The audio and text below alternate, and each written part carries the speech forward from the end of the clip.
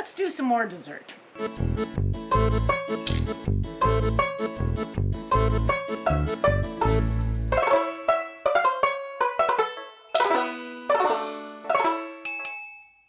I mean, I want to do desserts these days. I used to do exaggerated desserts, these big, fancy, flamboyant things like pavlovas, which are like a half a dozen or a dozen egg whites whipped to a frenzy, and I was a frenzy by the time I finished, with sugar and a very superfine granulated sugar, which you can make yourself. Don't buy that stuff. You can put it in your processor. It makes it into a powder.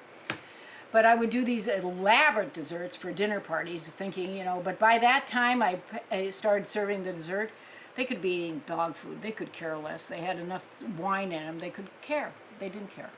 So now I do things that are easier. And things, I think people getting back to the idea of the personalities with different flavors, like dark chocolate versus vanilla people, versus the peanut butter, the lemon people, and somewhere in between, the milk chocolate people. There's all different personalities, which you can connect with the way their palate is arranged.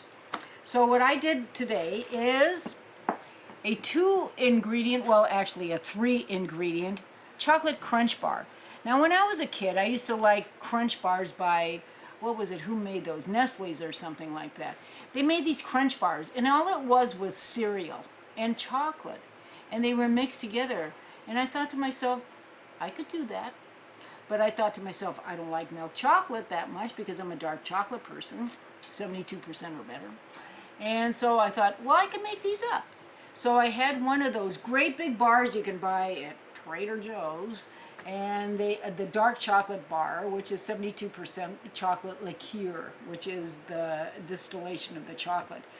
I melted that down pretty simply, actually, and I was looking for the Rice Krispies. Well, needless to say, the house was out of Rice Krispies here because my husband probably ate them and didn't tell me, and I didn't put them on the grocery list. So what I did is I went down to the cereal bin where we keep it in the kitchen, in the pantry, and I found these. Now this drives me nuts.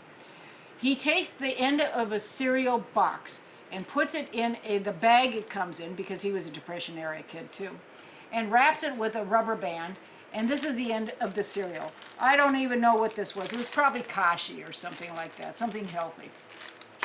So I took this, threw it into the dark chocolate bar, and melted it all together, and threw it in a pan and put it in the refrigerator. But before I did that, I put on something different. I don't know if you can see that there's little white flakes here. They're very small. That is Malden sea salt. That comes from Malden, which is in Great Britain. And it's a large flake. It's not a granular, it's not a triangle, it is granular salt. So you're again tasting what I've described before in other shows, which is the sweet, salty taste. And your palate has been totally trained by McDonald's or anybody like that to taste that. So you're going, French fries sweet, right? With the sugar that's in the ketchup.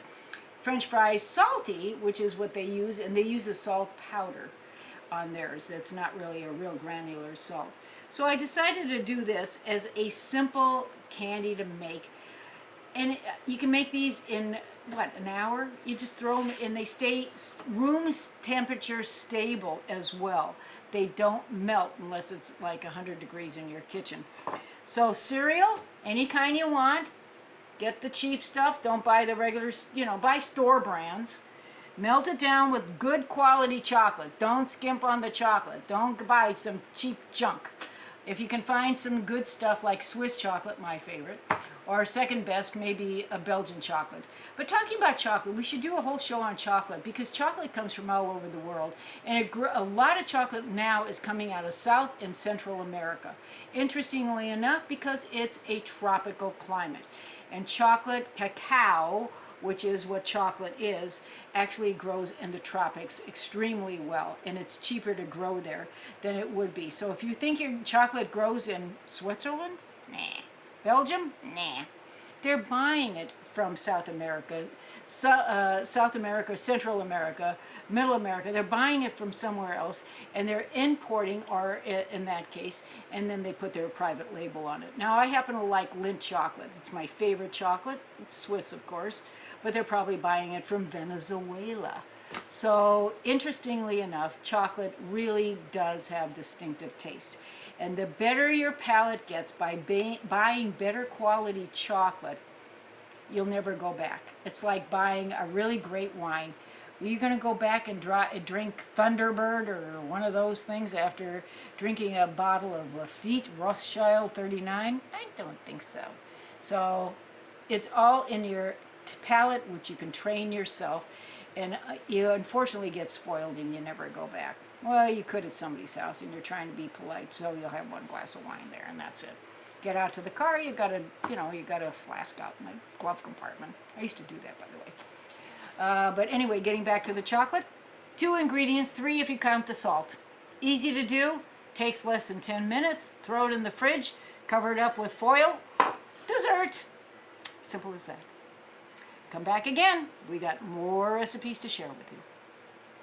Manja.